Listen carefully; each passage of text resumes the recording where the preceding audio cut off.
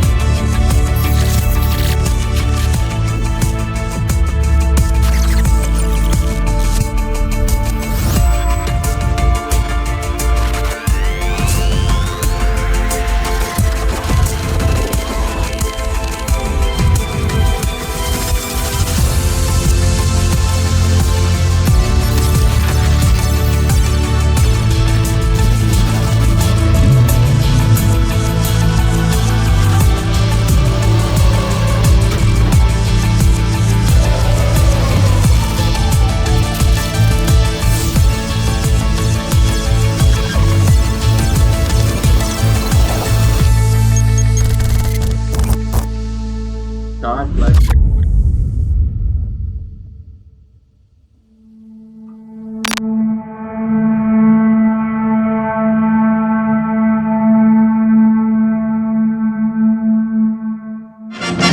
Remember the Brady Bunch?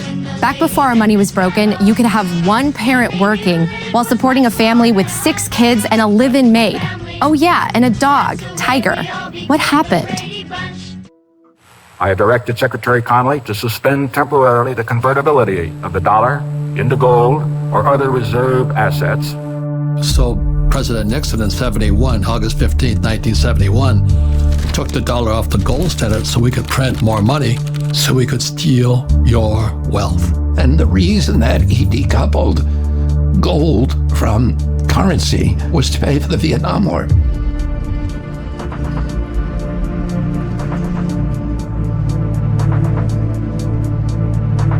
The dollar will dramatically lose its purchasing power. The more they print, the more it gets diluted. And, with Bitcoin, you just can't do that. And so people who understand, the concept of money supply being the driver of inflation, then they'll understand why Bitcoin is superior. So a single politician with the ability to print money can turn employees against employers, can turn the customers against the vendors. They can turn every industry against every other industry. They have people rioting in the streets. And typically, the people don't realize that it's the government that's created the distress, and they blame the shopkeeper or the policeman or the person in the streets for causing their problems. And so you have unnecessary violence, you have human tragedy, businesses collapse, families collapse, people lose their lives.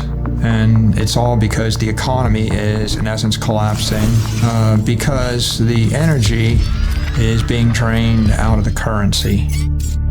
There has been so much damage caused by broken money over the last 50 years, and more people are feeling left behind. If you work for a living, you're paid a salary, you're kind of a slave. Well, that's a harsh word, it makes us uncomfortable. But it's true in the sense that you're given a certain amount of money for your time and effort. Therefore, you don't have time for creativity and innovation because you're just doing your job, just punching your ticket. Well, part of that is because your money that you're paid gets less valuable every day. We've been sold a bill of goods that inflation is good for us. That's nonsense. Why should the devaluation of my hard-earned money be good for me? That doesn't make any sense at all. Who it's good for is the people at the tippy top. How in the world are they going to get ahead if they're operating on this system that doesn't preserve their energy and their work and their time? So it seems like we're all getting rug pulled. I have a sneaky feeling it's inflation that's taking advantage of us. But what exactly is inflation?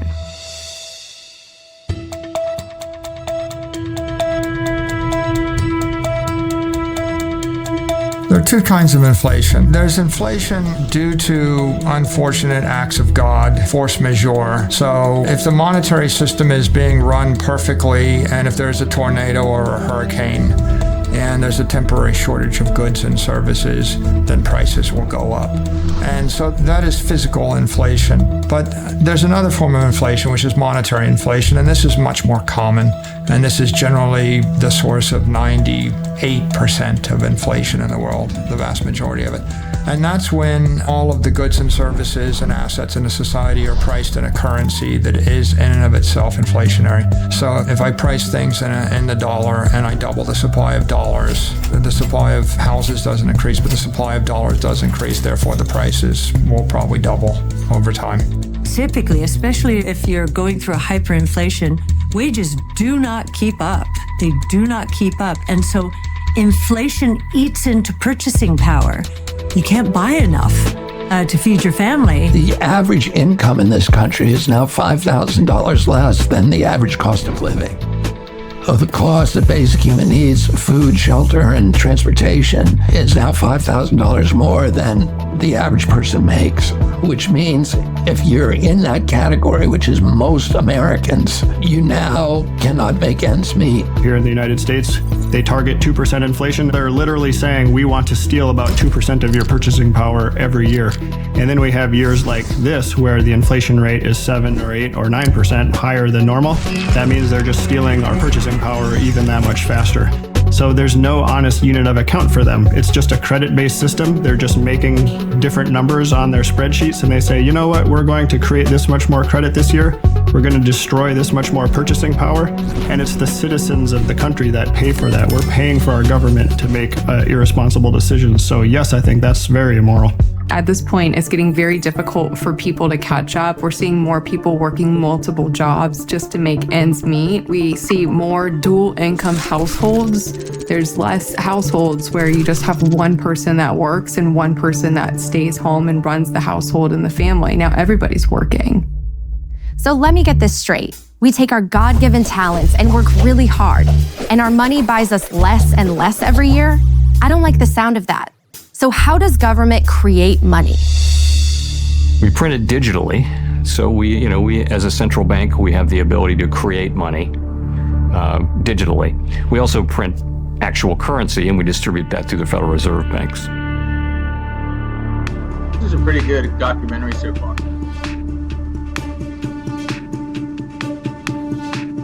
The current financial system was built for the elite. It was built to ensure that those that control institutions and have a vast amount of money can make even more profit at the expense of regular citizens that are from the working class. The current financial system was designed to promote the wealth of a minority, which is why that minority tries everything possible to discourage people from using Bitcoin, because they know they will end up losing that privilege they have been carrying for centuries. So we can't trust money to tell us accurately how much value we create. So it's not hard to see how we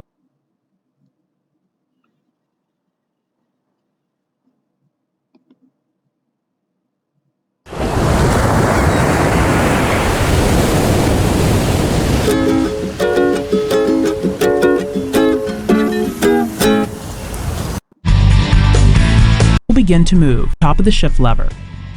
If the engine should start to lug when driving, downshift to the next lowest gear. Under many circumstances, a message in the Driver Information Center will indicate that a first to fourth shift should be made. This is done to ease driving as well as help to save fuel and reduce emissions. When the message appears, make the shift at approximately 27 miles per hour to prevent engine lugging. In this circumstance, the driver will not have a choice to shift to second or third, as those... Alright, I don't feel like watching that whole video. I don't know what I was thinking. I'm not watching an hour and a half video.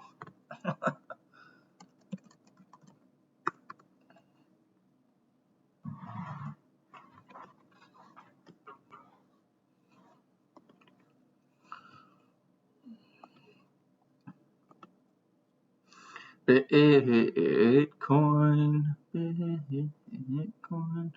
Okay, so this says, while you were scared, someone just bought $302 million worth of Bitcoin from Binance. I remember when I had almost 4,000 back around 2010, 2011. I sold everything to buy a PS3 plus 5 games plus a 55-inch smart LED TV. Wow, that sucks.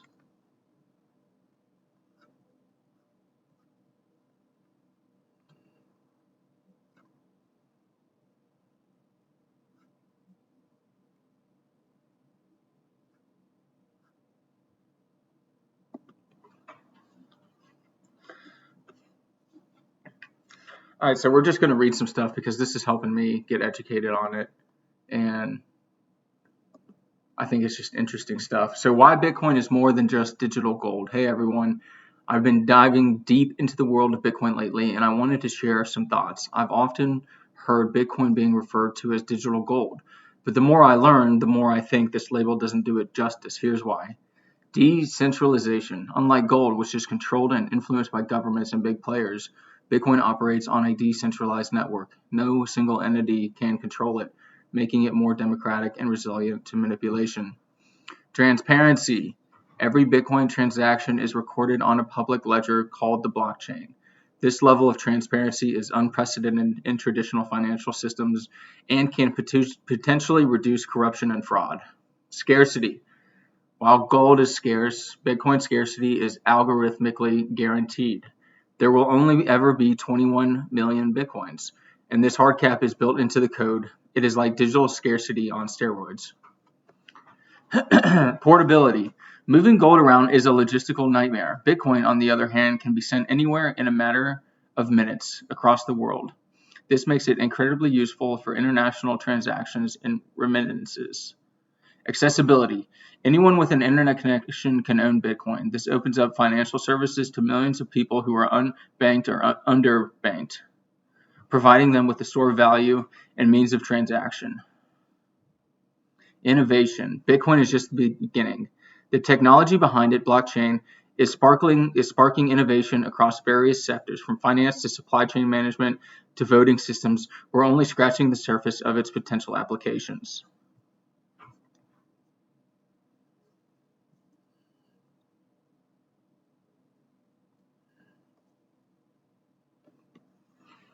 Let's go to Chat GPT.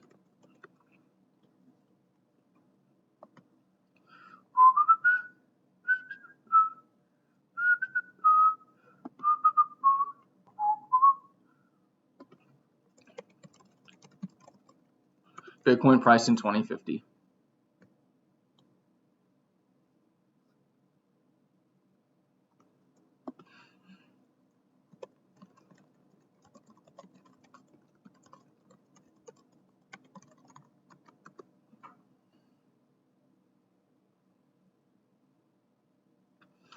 All right, so this is interesting. Which asset is best, gold, silver, or Bitcoin? ChatGPT says, choosing the best asset, whether it is gold, silver, or Bitcoin, depends on your investment goals, risk tolerance, and time horizon. Here's a comparison of these assets to help you decide which might suit your needs. Gold. Pros. Historical stability. Gold has been a store of value for thousands of years and is often seen as a safe haven during economic downturns. It's an inflation hedge. It tends to retain value well during periods of inflation, and it's tangible. The cons of it: limited growth potential. So we got also storage cost. Yeah, storage costs for gold and silver are expensive. Silver, pros, affordability, less expensive than gold, better for smaller scale investors, industrial uses. There's a ton of demand right now for solar and other applications that use silver. It's an inflation hedge. Like gold, silver is also seen as a hedge against inflation. The cons of silver: it's volatile. It's more volatile than gold, which can be risky for some investors. Its storage and liquidity: although cheaper, silver also requires storage and can be less liquid than gold. Bitcoin, pros, high growth potential. Bitcoin has shown significant price appreciation over the past decade, with potential for high returns. Innovation, it represents a new form of digital asset and financial innovation. Liquidity, Bitcoin can be traded 24/7, providing high liquidity. Cons, its volatility. Yep. In the course of, 2 hours, it can spike $5,000 upward or downward. It's got regulatory risks. Not sure what the government's going to do with it. And it's got technological risk. What is better? So for stability and safety, gold and silver are better because of their historical roles of stores of value. For high growth potential, Bitcoin may offer higher potential returns, but it also comes with greater risk. For diversification, many investors choose to hold a mix of these assets to balance risk and potential returns. Thank you, ChatGPT.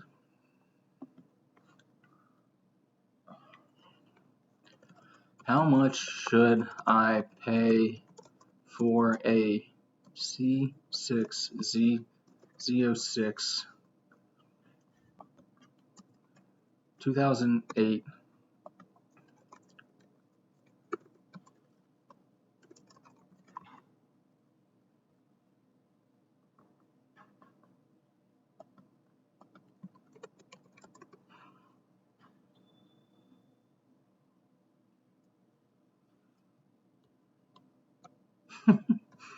This is pretty interesting. So the price of a 2008 Corvette C6 Z06 with 40,000 miles can vary based on several factors, including condition, location, and market demand. Average price: generally, you expect to pay $30,000 to $40,000 for 2008, around 40,000 miles. Yeah, that makes sense. Thank you, ChatGPT.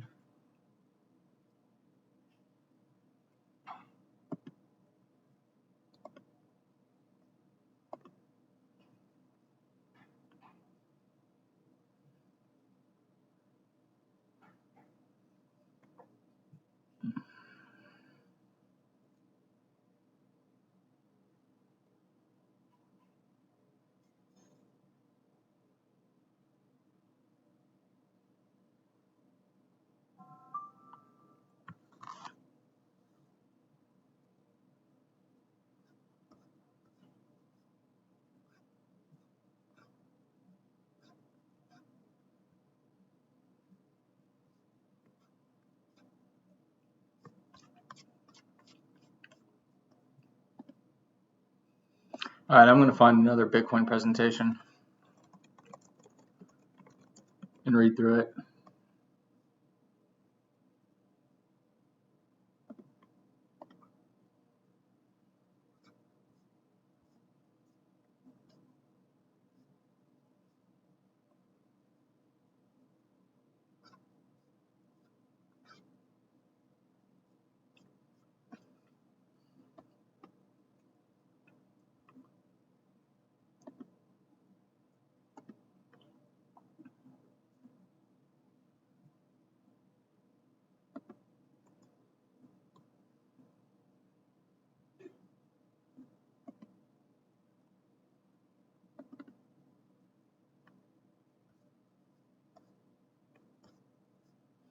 Damn, this is a seriously long report.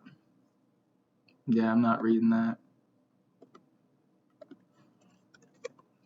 Let's see what we got on YouTube. No, let's see what we got on X.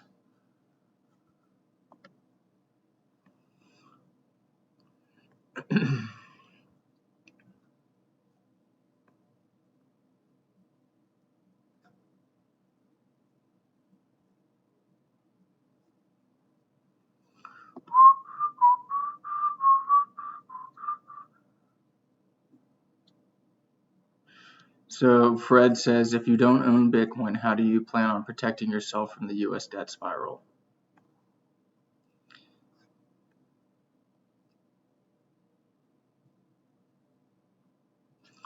I'm going to listen to this. All right. Sweet. So, it's a heck of a day. It's been awesome. Yeah, we've known each other a while, but I don't actually know your orange pill story, so maybe that's a good place to start. It's 2013 or 2014, and I was reading a traditional newspaper whose name I will not repeat and which I no longer subscribe to. And there was an article about this funny little technology that went from zero to a couple $100 based on nothing. And of course, that got the speculator in me incredibly excited. I said, if this can go from 0 to 200 for nothing, I got to be involved. Could go from 200 to 1,000 based on nothing. Could go to 10,000. So I shipped my ID halfway around the world digitally to some exchange in Eastern Europe, thinking that this may be a chunk of money I was sending away would never see again.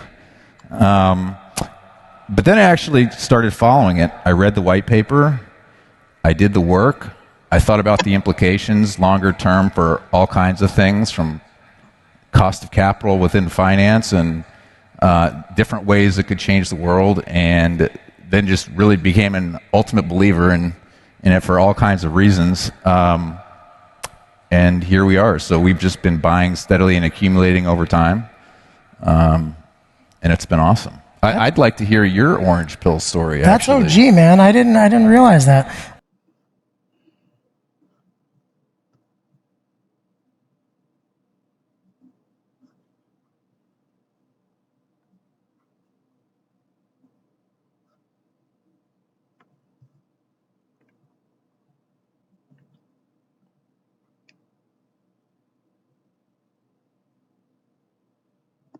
And so I don't know if you saw just yesterday or the other.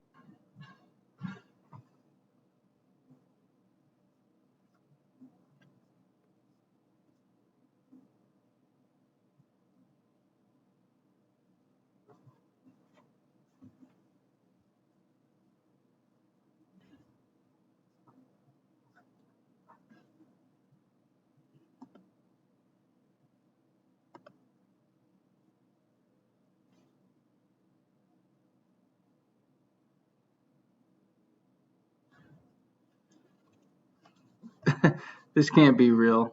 That's funny. Right? There's no second best, okay? But take all your money, buy Bitcoin, then take all your time, figure out how to borrow more money to buy more Bitcoin, then take all your time and figure out what you can sell to buy Bitcoin.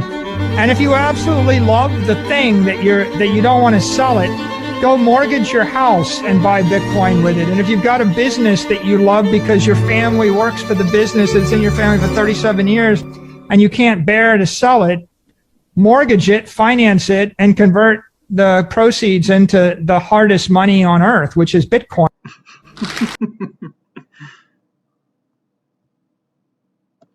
Yeah, Microsoft took a hit today. Brutal.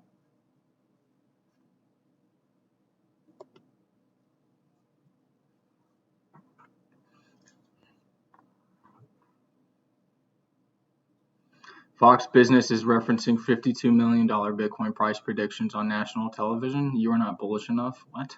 I'm here for it, Charles. Their bull case is similar to what Michael Saylor forecasted over the weekend. Right. And price predictions are pretty difficult 25 years out. But I think what this means is that large asset managers